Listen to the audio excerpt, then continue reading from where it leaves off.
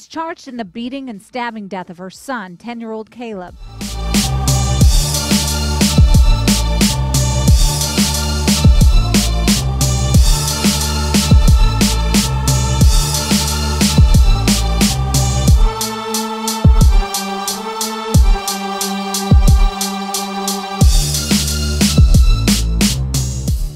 Andrea Yates, Dina Schlosser, Megan Huntsman. Their names and the names of women like them are infamous because they did what most people consider unthinkable. They took the lives of their own children. Many of them were believed to be mentally unstable or disturbed. Maternal filicide occurs for a variety of reasons. It could be due to an acute psychosis or fatal maltreatment. The latter tends to be a cumulative result from abuse and neglect. Sometimes the child is simply unwanted, and the motive for a mother is to get revenge on a spouse. But in today's story, the motive was a sick, twisted sense of altruism. This is where a mother feels a child is better off dead. Nicole and Clint Blansett were married in 2000 in Montague in the state of Texas. But in February of 2013, Nicole filed for divorce, saying the two were incompatible. In the divorce filings, Clint's actual name is Christopher C. Blansett. And at the time, Nicole was unemployed and she was attending college in the summer. And Clint was employed by a business based in Louisiana. His gross annual income was $52,000. Nicole, according to the divorce records, had $10 in her bank account and $10 in her savings account, which to be fair is more than me at the best of times. During the divorce, she declared she had monthly expenses of $375 for rent, $500 in food costs, and a $325 car payment. She told the court that she had been in financial trouble for some time. She even committed financial fraud to a small degree.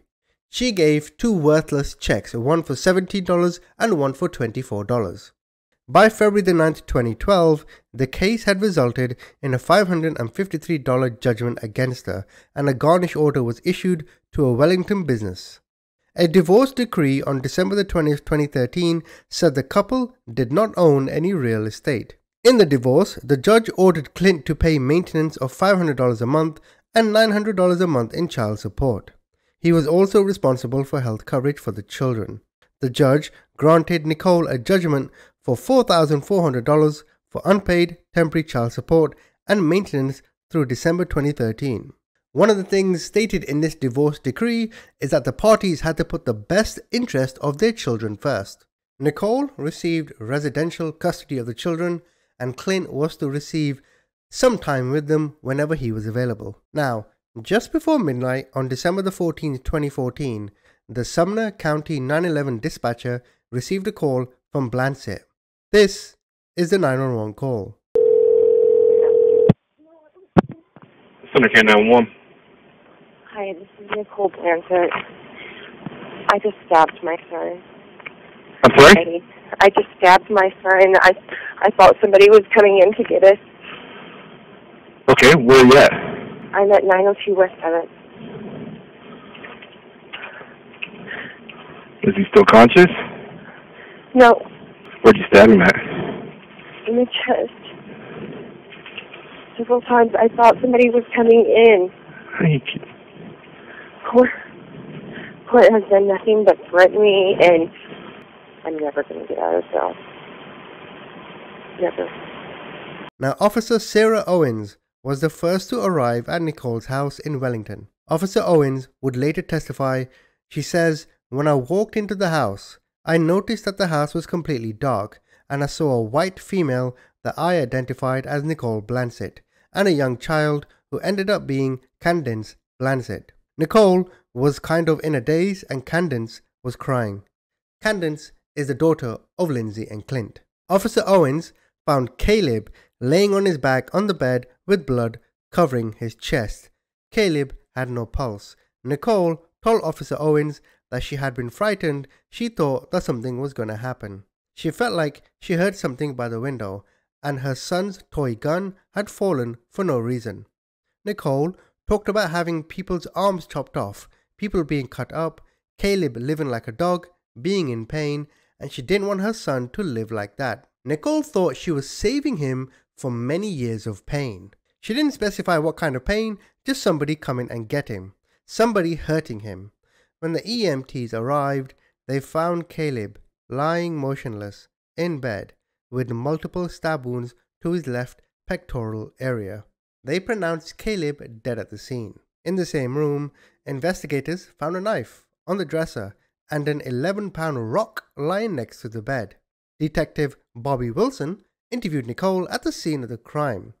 Nicole told Detective Wilson that she was having financial issues and was depressed. She explained that she had been trying to reconcile with her ex-husband Clint, and he wanted for her to go to a mental health clinic on the following Monday. Nicole had agreed to do so in hopes of reconciling with Clint. In fact, in May of 2014, Clint sent a report to the child custody authorities, and he said, "I'm worried about my son Caleb.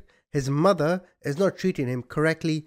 Please go take a look." Nicole told Detective Wilson that earlier in the evening she was tending to 2 puppies. She had gotten the children as an early Christmas present. At some point, she took their large adult dog outside. When she came back inside, she took 3 knives out of a kitchen drawer and laid them on the counter. According to Nicole, she heard a noise and walked through the house carrying one of the knives. It turns out the noise was caused by a toy gun falling off the wall in Caleb's room. Nicole recalled that she returned to the kitchen, set the knife down, and went back to the dogs. But shortly after, she decided that Caleb just needed to go to heaven, and he needed to go to heaven that night. She was going to ease his pain, and it was at this moment where she decided she was going to end his life. Then, Nicole went to Caleb's room and inserted the knife inside of him when he was asleep. As Detective Wilson summarized, Nicole stabbed Caleb once, realized what she had started, and then decided to stab him a couple more times. Detective Wilson asked Nicole, "Why'd you do this to your son?" She said he was a weak, meek child. Nicole was hard to follow and never gave an exact reason why, but she insisted that she needed to stop his pain, she needed to save him, and he needed to go to heaven. After the on-site interview, Detective Wilson took Nicole to the Sumner County Jail. Later that morning, Nicole asked to speak with Detective Wilson again, and over the course of 3 more interviews, she discussed the killing and her mental process in more depth. At the outset, Nicole told Detective Wilson that she had hit Caleb with a rock before stabbing him. She first thought the rock would kill Caleb, and when it did not, she stabbed him. Detective Wilson asked if after hitting Caleb with the rock, Nicole had to leave the room to get the knife. She said no. She also told the detective when she hit the boy with the rock, he woke up and he said, "Stop, mommy. Please, mommy, stop." And it was at this moment where their daughter Candace yelled at her mother Nicole and telling her to stop as well. And when I read that about Caleb saying, "Stop, mommy, my son randomly cries in the middle of the night and he asks for me. He goes, "Baba, Baba," and I put my hand next to him just to let him know he's not alone. Nicole, what the fuck were you thinking? Nicole kept stabbing and told Caleb that this was the only way he could get to heaven. When Detective Wilson asked Nicole why she killed Caleb, Nicole said, "I just lost my mind." In the days leading up to the crime, she had not been eating or sleeping well, and her mind was racing non-stop. That day, Nicole believed people were coming to hurt them. She explained, "I thought something bad was going to happen to them. I thought something bad was going to happen to me, and I thought that that was the only way I could save them. And I felt like I was being closed in on." Nicole expressed that she believed Caleb would struggle in life and that she was doing the best thing for him. But she also admitted to the police during this interview that the moment she stabbed Caleb, she realized instantly that all of this was wrong. Well, no shit, Sherlock. Detective Wilson suggested that Nicole premeditated the killing when she retrieved the rock and the knife. Nicole denied this repeatedly and insisted that she did not plan the killing. The state charged Nicole with first-degree premeditated murder and aggravated assault. At the trial, the state's case-in-chief consisted mainly of the testimony of investigators and forensic scientists. Detective Wilson testified for the state and detailed each of the interviews that he conducted with Nicole. Although each of the interviews had been recorded in some manner, Only a recording of the third interview was introduced into evidence and played for the jury. I've requested this interview, so hopefully I'll have it for you on my interrogations channel fairly soon. The state also called Nicole's friend Ivan Scott to testify. He explained that the night before Caleb's death, the children and Nicole were at his house. He recalled that Nicole was acting paranoid that night and worried that someone was in the house. Prosecutor Kerwin Spencer's opening statement said that he laid out the events on the night in question. He even said Nicole had reported that Caleb woke up after being hit with a rock, which fractured his skull, but was determined to not be fatal itself. Spencer explained that according to Nicole, Caleb had awoken after being struck with the rock, and he said, Mommy stop, but she still continued. She felt like she had to finish what she started. Defense attorney Michael Brown stood before the jury in his opening statements after Spencer gave his own, and he asked the jury to consider Nicole's state of mind. He said, I can't tell you that this didn't happen, but you've got to ask yourself, why? Why would the mother do this to her child? He also pointed out testimony that was given by Sarah Owens, where she described Lindsey as in a daze. After the state rested its case, the defense called Dr. Jared Stephan, a psychologist, to testify. Dr. Stephan had interviewed and evaluated Nicole. He testified that about a month before Caleb's death, Nicole became paranoid and suspicious, particularly of her mother and her stepfather.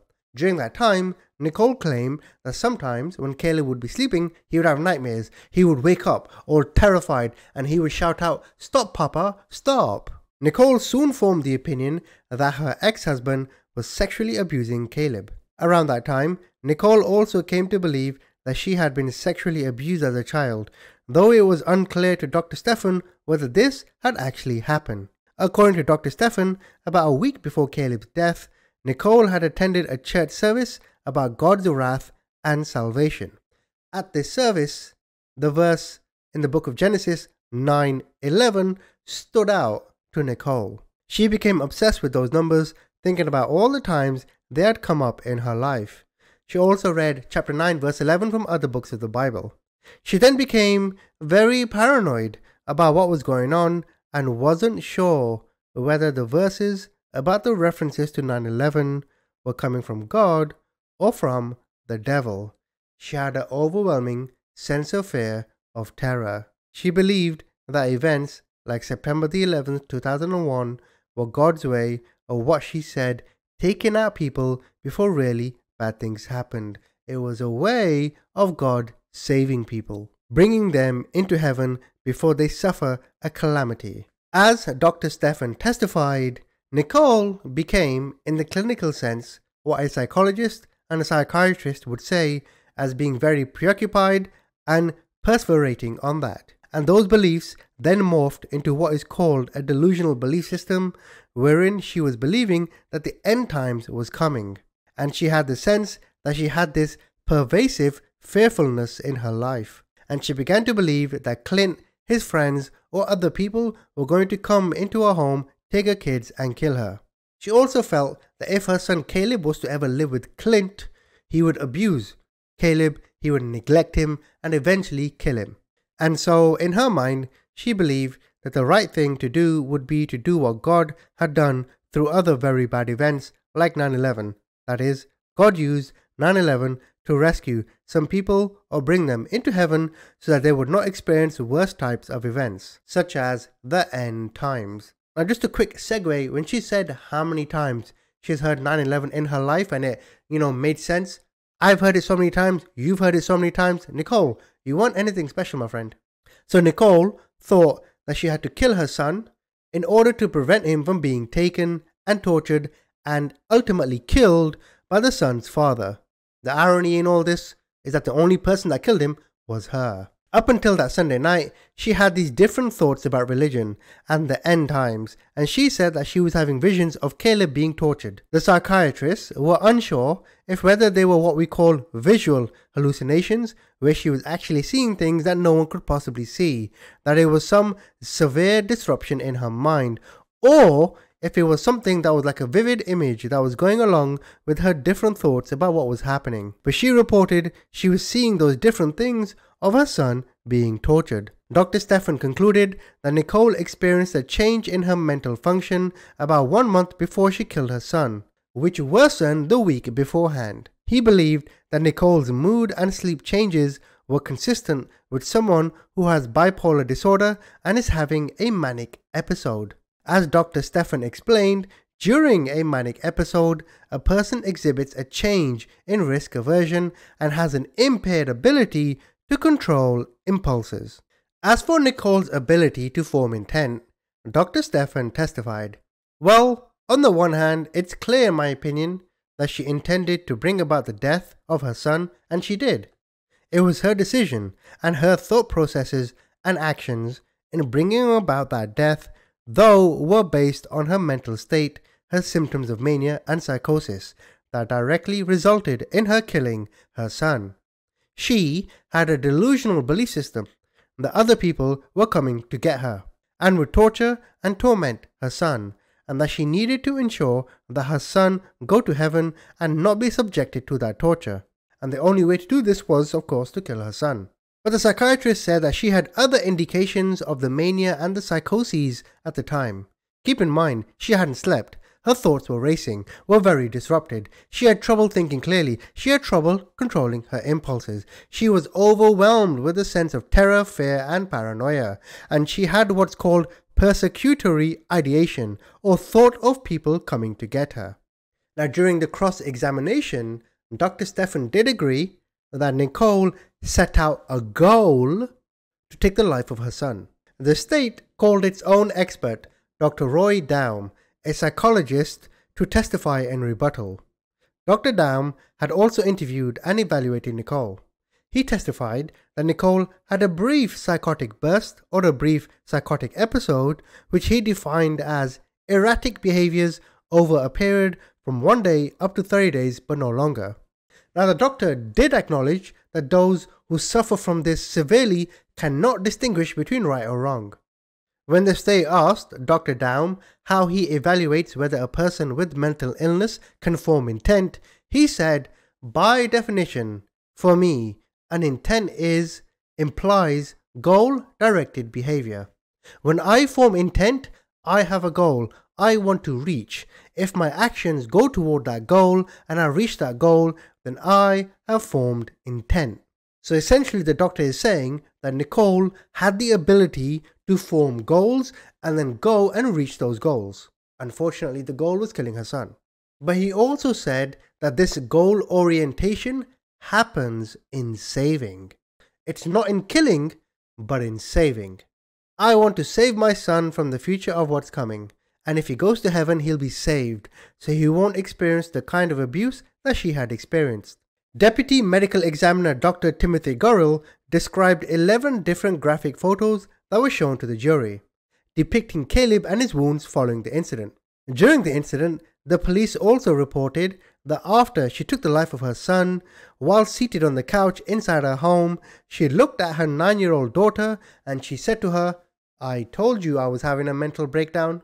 During the trial, they also looked into the agency where Clint reported his wife to. The DCF report for Non-Abuse Neglect Agency spokeswoman Teresa Freed said that she couldn't say who made the complaint or whom the allegations were against. Non-abuse neglect covers such things as caretakers' inability to cope, a child's behavior problem, drug abuse, not attending school, and parent-child conflict. DCF claimed that they received a report on May the 1st of Caleb being neglected according to a timeline provided by the agency.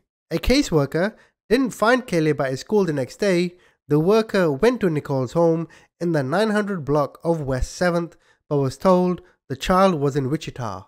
The mother was offered services, the report said, but she declined. The report concluded the allegations of medical neglect were unsubstantiated. Now, on June the 21st, 2012, about a year or so before they got divorced, DCF did receive some information about neglect in the family, but they didn't find anything and they closed the case. Eventually, on December the 3rd, 2015, Nicole was found guilty and she was sentenced to 25 years to life in prison. Now, regarding psychosis, the word psychosis is used to describe conditions that affect the mind, where there has been some loss of contact with reality. When someone becomes ill in this way, it is called a psychotic episode. During a period of psychosis, a person's thoughts and perceptions are disturbed, and the individual may have difficulty understanding what is real and what is not. Do you think she was psychotic? See, for me, it seems we have an individual who had no purpose and was relying on others. She was relying on her ex-husband to provide for her.